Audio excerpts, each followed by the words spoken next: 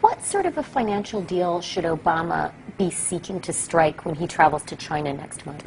No, I think this would be the time, because you really need to bring China into the creation of a new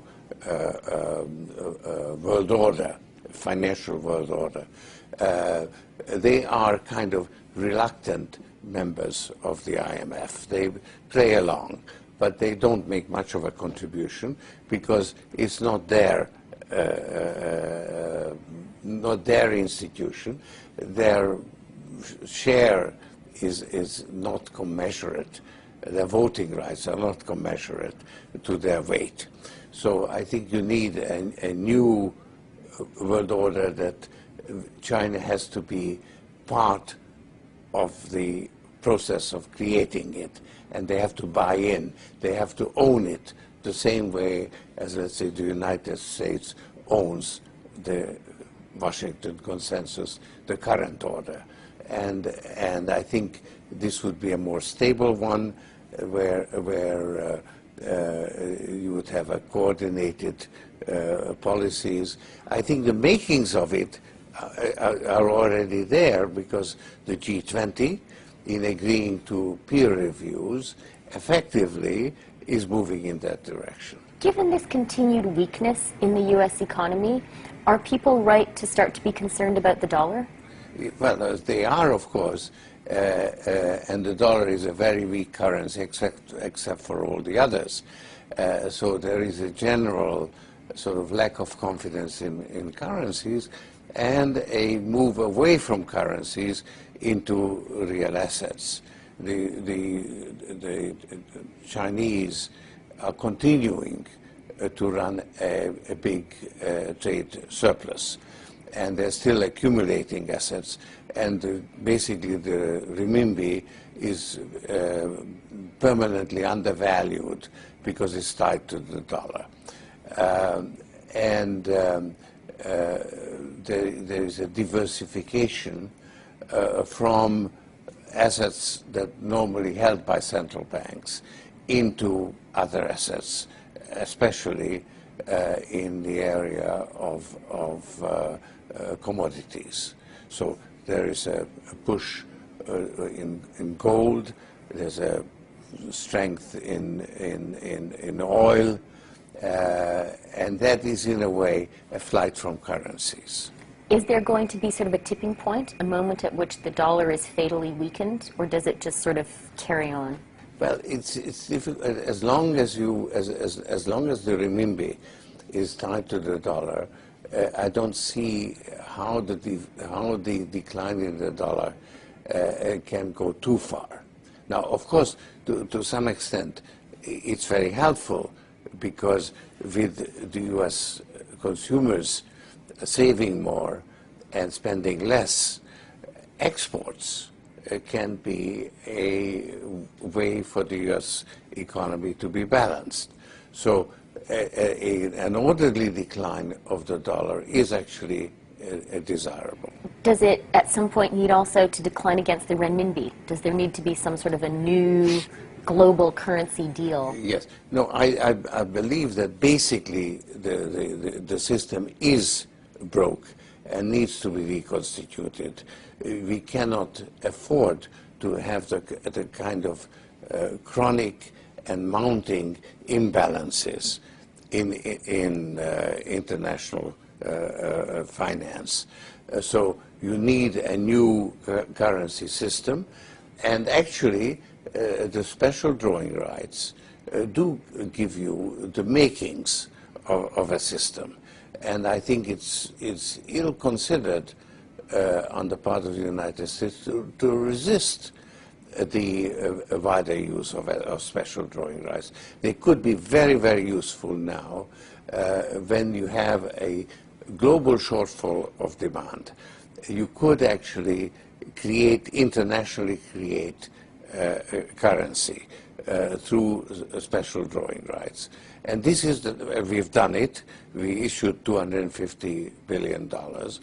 And that's a very, very useful step, except the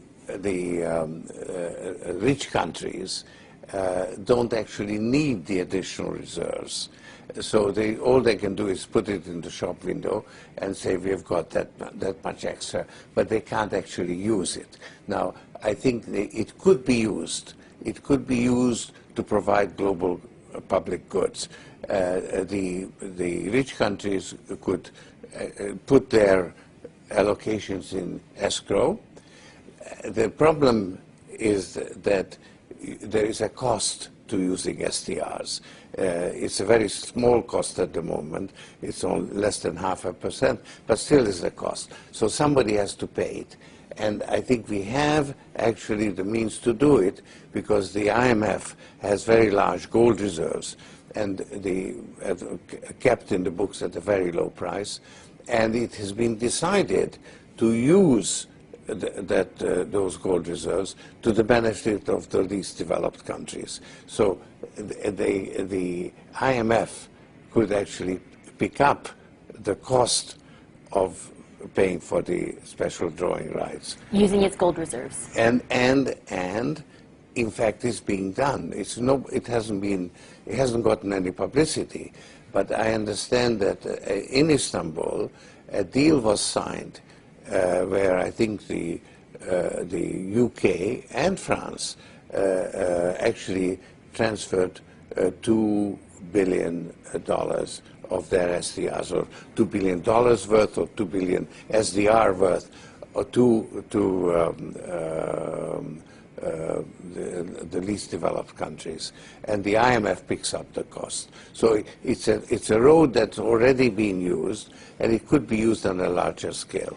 And what about the American concern that aiding and abetting this move away from the dollar as the world's reserve currency ultimately means a weakening of the U.S. economy? It is not necessarily in our interest to have the dollar as the sole world currency, because as the world economy grows, it needs additional currency. And if the dollar is that additional currency, it means that the U.S. has to have a chronic current account deficit, and that is not appropriate. So I think it's in our interest as well to reform the system. I think this is a healthy, if painful, adjustment that the world has to go through. If America doesn't actively take part in this sort of renegotiation of global finance, what will happen? What's your nightmare scenario? Well, the Chinese will go bilateral. They already do it. They already have a clearing arrangement with Argentina, and I think they're working on one with Brazil, and you will find that there will be more and more bilateral arrangements. So the dollar will remain the main international currency, but its use will decline. So I think that a world of bilateral relations is less desirable than a continuation of a multilateral system. But the system we have now has actually broken down, only we haven't quite recognized it. And so you need to create a new one. And this is the time to do it. In the United States, how worried are you about the budget deficit and maybe about the possibility of inflation? Well, certainly a decline in the value of the dollar is necessary in order to compensate for the fact that the U.S. economy will remain rather weak, will be a drag on the global economy. China will emerge as the motor replacing the U.S. consumer. And of course it's a smaller motor because the Chinese economy is much smaller. So the world economy will have less of a motor. So it will move forward slower than it has in the last 25 years.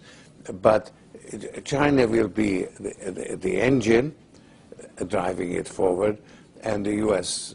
will be actually a drag that's being pulled along through a gradual decline in the value of the dollar. So there would be a slow decline in the value of the dollar, a managed decline. And that would be the adjustment that it needs to be accomplished. Now, it could actually get out of hand.